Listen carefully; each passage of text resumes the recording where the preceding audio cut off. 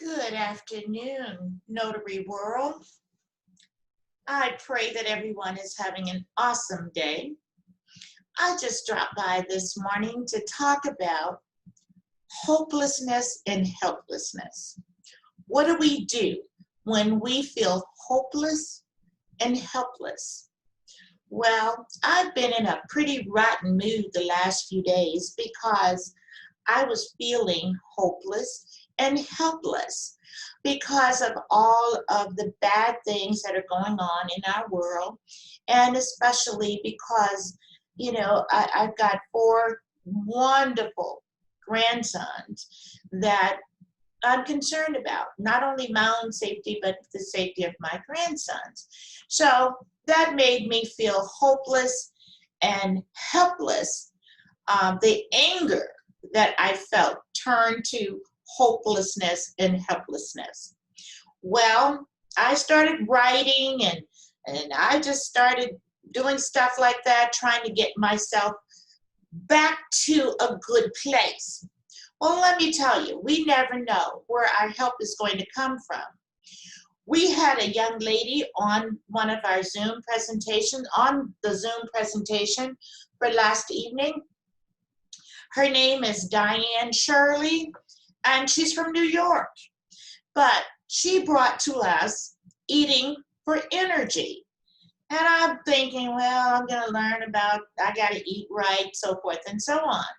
Surprisingly, Diane started with emotions first.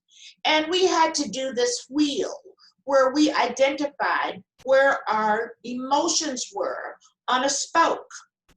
Well, my joy was way down. I had a lot of stuff that was way up, but my joy spoke was way down. So I had to start examining.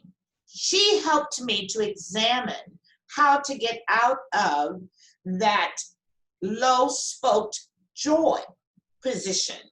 And of course, what put me in that low spoke was the helplessness, the hopelessness that I was feeling. So what do we do? What do you do?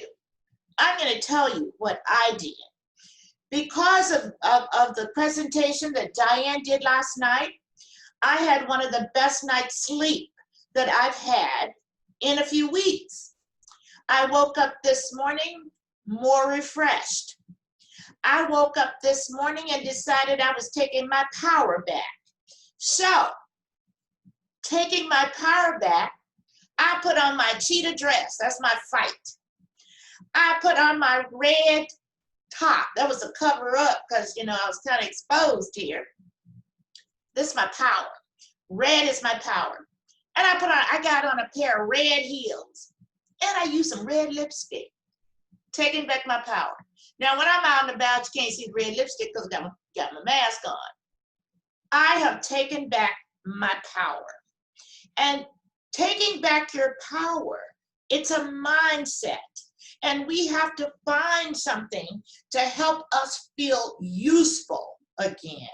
So that we feel useful, then we create an environment where we get rid of that helplessness. Anytime we're getting rid of helplessness, for me, I need to help somebody else.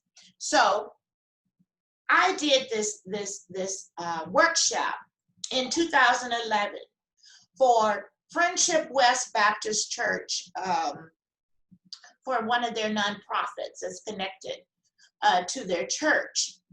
And it was on the 3 keys to empowerment. And that thing kept flashing at me this morning, kept flashing at me. And I started looking at it. And I started thinking about the empowerment and how you achieve empowerment, how you maintain empowerment. Helped me tremendously. I have a totally different attitude about my hopelessness and my helplessness. Now, this is what I'm going to do, because see, we got to turn stuff into action. We can't just sit on stuff when we are given the gift to do something. So I just imagine that there are quite a few people who are feeling hopeless and helpless.